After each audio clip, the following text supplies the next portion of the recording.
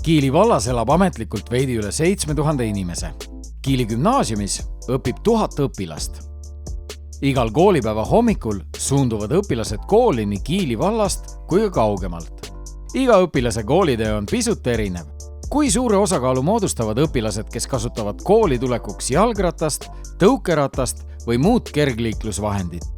Kes tuleb terve teekonna jalgsi või kes osaliselt ühistranspordiga? Kui paljud jätkavad kehaliselt aktiivse kooliteega ka talvisel ajal? Need on küsimused, millele me otsime vastuseid teie abiga. Läänemere piirkonna programmist kaasarahastatud projekti PÄTSE eesmärk on leida võimalusi, kuidas edendada inimeste aktiivset liikumist.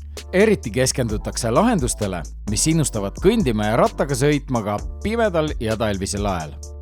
Siin Kiilis viivad projekti ellu Kiili gümnaasium, Kiili vallavalitsus ja Harjumaa omavalitsuste liit.